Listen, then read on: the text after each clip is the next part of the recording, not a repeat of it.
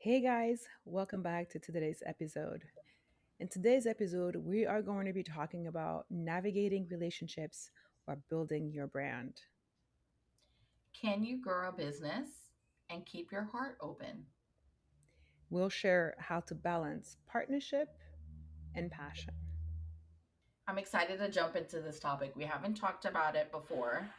Um, Absolutely. That's exciting too. exactly. And I mean, let's be honest, we're human trying to navigate building a business, structuring a business, and having a relationship. That takes a lot of time and effort. Like, it's a good balancing act that you're having to do. It's a good balance, but it's also a vital one. Like it's an important one to know how to navigate the two. Protecting your spirit, protecting your energy, things can get intense. So, like, work being intense and everything, is there like a boundary that you've like utilized in order to salvage a relationship or friendship or like steer it, like keep it on course kind of situation? Yeah, and the first one that comes to mind as you said that is lately in the last couple of weeks I have been using my boundary, and one of my biggest boundaries is to not be on my phone while I'm working.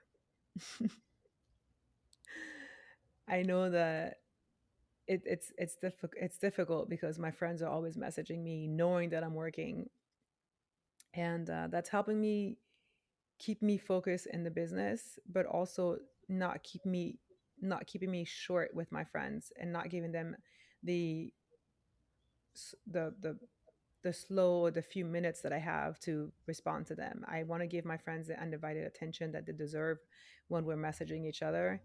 So if I know I'm busy at work, I can see they text me and I won't get back to them right away. And I think that that's an important boundary to have. Like, how do you manage that with your friendship and your work? I like to be clear about things that I'm doing. You know I love a good structure to things. Our listeners might not know, and sometimes I am chaotic and a little bit helter skelter. But what I like the other day, I was talking to one of my friends from work, and they're like, "Oh, like what do you have? What plans do you have?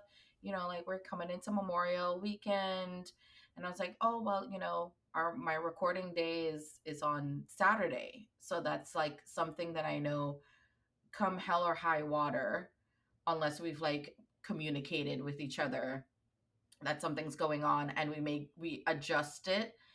I al- I always let everybody know. I'm like, listen, I love you. I will schedule some time to see you at a later date or on another day, but this is very important to me, like building this business. So you can have time with me, but we just need to kind of figure out when that time is going to work best for everybody. So we can all, because we're human, we need that human connection. So it's really just kind of like scheduling myself and letting people know, listen, this is the time that I need in order for me to do my do our recordings, to help build our business, to continue educating people and giving them, our little tips and tricks every once in a while. So, like, yeah, that's how I like to do it. That's how I like to schedule myself. I like that you provide clarity to your friends. In my experience, I feel like sometimes there are some people that don't need explanation to what I'm doing. And so I don't want to leak my energy out to everyone.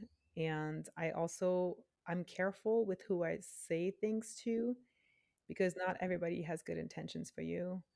And you just never know who people are gonna place bad juju on your dreams. And so especially the people who are spiritual, that because they know how to manipulate energy and they know how to work with energy, and so you have to be careful of who you say those things to. So that's a boundary for me, that I don't always tell people like everything that goes on in my life because they don't need to know. But especially, what goes on in my life with work, because you just never know they say that to your face, "Oh my god, congratulations." And then behind your back they're just like, "Pff, she ain't gonna make it." And this is something that I don't need to deal with in addition to like the five other thousand things I have going on. So keeping my circle small is one thing, and I know who I can share things with and who I can't. But I also know how to, make it private, release certain things, but not everything. So it's kind of like, yeah, I'm recording a podcast. I just leave it at that. It's like when people ask, I'm like, yeah, it's, oh, that's great. And I just leave it at that. I feel you with that. I feel like I don't have. I could count on my hands on probably just one hand, maybe a little bit of my second hand. The amount of people that I actually interact with, honestly, keep the circle small, and I completely agree with that.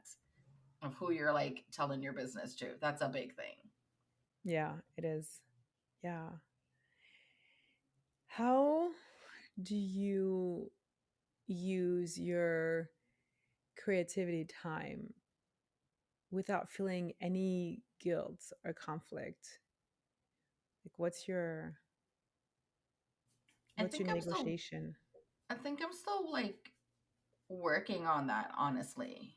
Um, like just to like share a little bit, like Nena wasn't feeling, and for our listeners, Nena is my dog, one of my two pitties, and she wasn't feeling well the other day. So I really enjoy like going for a walk and clearing my head. It really puts like, like us creating, having to like work on content and everything. It really gives me that time for me to actually kind of like let things sink in, and I gain a lot of clarity from it. So I wasn't able to do that like this week because she wasn't feeling well. And then I was like having issues with like my AC, and I was like, "Oh my god." I was like, "You know what? I I can't extend myself any further." And have I felt guilty for doing that? 100%. I think also like the universe makes me stop, because otherwise I would just keep going and going and going. So it is a balance that I am still working on. I haven't really sat down and created like I make like spiritual tools and stuff like that, and like bracelets, and I really haven't been creative in that aspect for quite some time.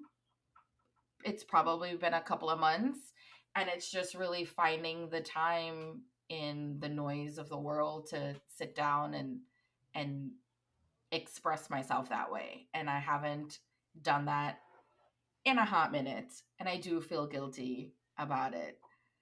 um it's really just, just like I said earlier, it's kind of trying to find that structure and that balance. And sometimes humans are humaning and life be lifing. So I was kind of waiting for roll with you the to say punches that. for that. Yeah. I was waiting for the life be lifing. That's like my new catchphrase, life be lifing. Yeah, I like that. That's How funny. about you? How do you negotiate this? Like how do you deal with like conflict or or guilt for doing something that really, brings you joy? So, interestingly, I haven't had that problem because I'm realizing with every aspect of my job is all about creativity.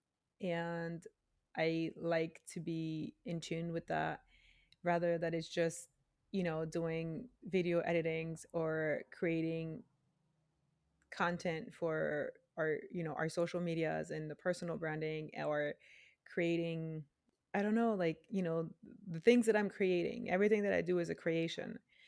But I do take into consideration though that the creation that I do for the business is creation for the business. Do I love doing it? Yes, because I'm super creative and it just flows and it feels good. But there is another side of me that's also creative, and it's like, being I like to draw, I like to paint, I like to dance. And that is something I have been neglecting on. Do I feel guilty? No, not so much, because I know that I dance in my home whenever I want to. I try to make it a once a week thing. So it's like a once a week where I don't feel as guilty as not dancing at all. uh, but when it comes to painting or drawing, I don't right now have the place in my apartment. I don't have enough space for that. But I would like to get back to that. And, making time to just, and I know this is not really creative, but like to see my friends, to get out of the house and see my friends. But part of me feels like that's a little bit of creativity, because when you see them, it sparks up conversation and then you have more creativity. So it's kind of like one of those, you know, double-sided thing. It's like, yeah, I don't want to go out with my friends, but then you need to, because it's like creativity can spark and can, speak to you at any moment. So it's kind of like you kind of got to go out every once in a while. So that's how I feel the creativity has been for me. So I don't feel like I'm lacking of it, but I could be doing more. But I also do believe that ducks need to be in the row, and all the system needs to be getting going, and everything has to be right, from the website to the the other social media accounts that we use, personally and into this business. I feel like everything has to have an order, and until there's a flow, until there is a structure to that, I think for now it's going to be a little bit of like doing more of that, focusing more on that than focusing on personal creativity side. And it's not, and I choose to do that. So it's not like I feel guilty for not doing the other things, but I'm pausing them for now. If I were to say that, like, I'm not doing them because I don't want to, I'm doing them because I'm pausing and giving my undivided attention, because I know that this business has to go. It has to go and has to grow and it has to meet us where we need to be. And if I'm not being creative to do that, then nothing's going to happen. So that's how I feel with that right now. And it's good that it's coming from a place of like love, because you enjoy doing, being creative, whether it's for your personal page or it's for building the business and everything. So like, how has like love supported your business? Everything I do comes from a place of love in this business, because I believe in it 100%. I wouldn't do something if I didn't feel like I loved what I was doing. But I do also feel like a lot of my friends and family members, even though there's ups and downs right now, I do believe that they have love and they believe in me. And I think that that's also helping me to fill my cup, in order to overflow from that cup, in order to overflow the rest over to what I'm doing. And some days when I have downs with my family, especially the family, um, when they see things differently than I do, what I typically do is the fire that they put under my butt really gets me going, or like drives me even more to be like, I'm gonna prove you wrong. You have no idea. So I appreciate the highs when they're all about love and light, but when they are lows and we are in that different moment, I feel like, oh, you know what? You're feeling fuel to my fire, honey buns. Go ahead, keep talking all that shit. Like, just do it. How do you feel like, your moment of love has been supported in your business? So it's kind of aligned with like what you said, right? Because there's going to be lovey, like love, like you're feeling that warmth from and support from your family and your friends and stuff like that. And then there's the tough love, which is something else that family and friends would like to give you as well. So you and I, we love to share wins about when something goes right and we're seeing things working out. And it wasn't, I wasn't having like a bad day or anything, but it was just, it really, like you're saying, like filling your heart up, like you're filling your cup up um, when we had posted our second episode in the series, and my it was either my aunt or my mom, and they had logged in to YouTube, and it came up, and they sent me a message, and I had taken that screenshot and shared it with you, and it was just like, "Oh, you were the first one that popped up, so we're going to look at your episode in a little bit."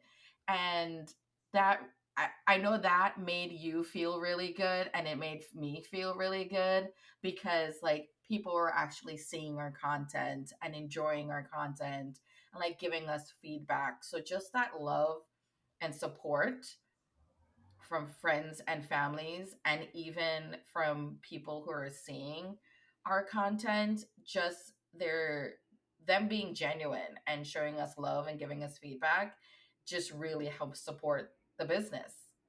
And it doesn't have to generally be like what we are creating, and it's also what you might be creating, and you're sharing that love that you received, or I'm sharing love that I received from someone else as well. And I think that's just beautiful. I think the love, like you said, okay, so for our listeners, we always we text each other every time there's a win in either side of us. It doesn't matter if it's a personal business thing, uh, or if it's, you know, for the podcast. We're always like, oh my God, you're never gonna believe what happened. So we do share wins all the time when we have them, and we also share, you know, the bad things, but like we do the wins, and we it's great because it feels rewarding, and it feels like the hard work is slowly paying off, and it's, you know, the our seed is finally growing, and it's taking off slowly, and it's okay. We're still finding our own rhythm through all of this mess. We're still finding our own rhythm through the 50 moving parts going on, from the broadcasting software to the editing to the posting to like there is so much going on that it's overwhelming mentally for one person. So I can't imagine a person doing this alone, and you need a team, you need support for sure, because this is tiring, it's exhausting, and it can be draining. And I do understand, if you're doing a business alone, how you would continue to postpone that and be like, oh, you know what, I'll do this next week, or I don't have time for this right now, because now you're going into the excuses and choosing to not do that, which understandably makes sense because it's a lot of work on top of all the other things you have going on in life. But it's also important to recognize that any little win is better than nothing, and so that's important. Because you feel stagnant. Do I feel stagnant? No, because it feels stagnant. Oh Like yeah. if you know, like if you're not like, and like you were saying, it is easy when you have another person uh um to volley off of and stuff, Mhm. to share Mhm. wins. Otherwise you just kind of feel stagnant and in where you're at. And it's also difficult because, let's be honest here, how many people around you are entrepreneurs? How many people around you are doing the exact same field that you want to be in? So, like, for example, at one point, I wanted to do YouTube automation. And I was like, oh my God, like creating faceless videos and all that, like that's fun. I could do this. I come from an IT background. I have digital marketing experience. So I'm like, this is fun. I could do this. But then I started to think about it. And then I realized that people around me, nobody did that. Nobody did YouTube automation. And yeah, I can go and ask ChatGPT for questions and answers, and I would get them. But would I be hearing that from a live person that's already doing that kind of work and that can help me and give me tips from? It's different. So you have to kind of like also see that, like, when you're doing a journey that's different from somebody else's path, say all your friends are working 9 to 5, and you're still working a 9 to 5, or you're part time or whatever, and you're trying to grow into your spiritual business or your entrepreneurial business, and you're noticing that none of these people know they understand what you're saying, but they don't know anything and they can't give you any tips because they have no idea how to do any of this stuff. Now, if you have a few friends who are entrepreneurs or in the entrepreneurial lifestyle, then it's easier to ask them questions like, basic stuff about the business. But if they're not doing this, not the same, but the similar path that you're on, like, oh, you're a podcaster or you're a YouTuber or whatever you are, whatever you're trying to accomplish, you still can't really get that connection because they'd be like, yeah, I'm an entrepreneur and I'm a travel agent. It's like, yeah, but I want to do YouTube. Yeah, but I don't know anything. I'm a travel agent. So you see what I'm saying? So there's still a disconnect. So you Yeah. kind of have to find that person that's kind of in your niche or kind of like in the thing you're doing already, because otherwise you're still even lost. So that really helps. What's one practice you could tell our listeners that they could use today to honor their brand and their people? I think this has to go back to like, you can't give from an empty cup. So I would say definitely schedule yourself. Like what you should be doing, what you should have in practice is knowing when to step away. Hmm. Close the laptop, close the book, and just step away and let your mind kind of breathe. Because if you're always on go, go, go, then the burnout is real. And like I said earlier, you can't give from an empty cup because then your mind's not working at the level that it would normally work at. The content that you're creating is not exactly where you want it. Um, you're gonna feel frustrated at times and everything. So for your benefit and for the your people, your audience that you're trying to connect with, if you don't remove yourself from time to time and just let your brain just like breathe for a second, your body to just relax for a second, um that would be the best thing. That would be my little tidbit for our listeners, like to just pull yourself back in a little bit, take that time for yourself, relax, rejuvenate, find your center, protect your energy. Any tips and tricks from you? What would you say? Yeah, similar to what you said, I think that disconnecting completely, like take your, maybe you can't take off the weekends because you still have some work that you got to do, but maybe take your Sunday and your Monday or your Monday and Tuesday. Take some time off, 2 days in a row, I would suggest, to really not focus on work. And if you do have thoughts that are coming through about work, you know, I use my phone and I use my reminder to remind me of tasks that I have to do.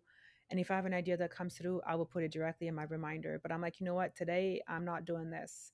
Today, there is days where I have all my reminders on and I work as fast as I can or as slow as I can. It doesn't matter. But as long as I get the work done, I'm getting the work done. But let's say hypothetically I have like 20 tasks, 20 reminders on my reminder list and I could only do 5 today, then I'll push all the other ones to the next day or to the day that I can do them. So that's kind of like one of the practice that I have learned, to not trying to like overwhelm myself by doing everything because you have this, you have to do that. Starting a business is already hard as it is. Being in a business is hard as it is, especially if it's in your first year or second year is the hardest. But us being completely startups with this is a completely different business that I have with my father, and it is not the same at all. This business requires me to be a lot more attentive. It requires me to pull from all sides. And so the practice is just that I can say, it's like honor yourself, that you are the brand, and connect with your people once in a while. Don't be secluded. And when I mean connect with your people, I don't mean like all the time and go out every night, but like go out with the one you can trust the most. Go out with like the person that is your ride or die. Go out with that person because they'll fill your cup. They'll believe in you. They'll be there to support you. And I think that is important to recognize that if you have friends, you know, have them help you because you can't really do this alone. Like it you can, but it's not fun and it's hard and it's depressing and it's it's blah. Like it's just not like I mean, doing can you imagine doing this journey alone right now, Kiki? How Yeah, long do you no, think negative. how long do you think this would have taken you to get where we're at right now? To learn Zencaster, to learn how to put all this on the RSS files. How long do you think this all of this would have taken you? It wouldn't have taken me any time whatsoever. You would have already stopped. I was waiting for you to catch on. It wouldn't take me any time whatsoever. I'd have been Yeah. done with this already. Yeah. Yeah, yeah, for sure. I could see that. But you see, this is the point of like having a friend that does it with you and it's like that pushing. It's like we call it the volleyball effect. It's like The back and forth. it's this push pull, push pull. It's like you can't do it, I'll figure it out. Once I figure it out, I'm going to teach you. Like there's this back and forth. That's why we do the wins. That's why we do the bats, and it's just a practice. And I think over time you'll find your own practice that works for you, but sit with yourself and just kind of find your own rhythm. Sit with yourself and kind of find your own rhythm and see what resonate, what works. Like maybe this week try to, not answer your phone during work or only during like your breaks, schedule breaks in your days. That's important. I don't do that, but I should. My only breaks is like to make more tea, go to the bathroom, and come back to work. Those are my breaks. But schedule your breaks is important and put a reminder on your phone or put an alarm or put in your calendar in your Google Calendar or wherever. Schedule breaks, and during that time, maybe you can do a meditation and see what works for you. So you'll find your own rhythm, your own pace, but these are just little tips and tricks that I am kind of like learning along the way. And I don't have all the answers. I am new to this journey, so I'm figuring out as I go. So I apologize if these is not like the perfect answers or if these are not like the created answers that you need, but like these is the truth. I think that you will find yourself as you do it as you go along. But this is what has worked for me so far. So we broke down how turning into your emotions rather than wishful thinking brings real results. This week, pause before setting any goals and ask yourself, how do I want to feel? Then use that feeling as your guide If you found value here, leave us a review to help others discover emotional manifesting and share this with someone ready to feel first. and share it with someone balancing love and hustle. Stay weird. We'll see you on the next episode. Stay wild.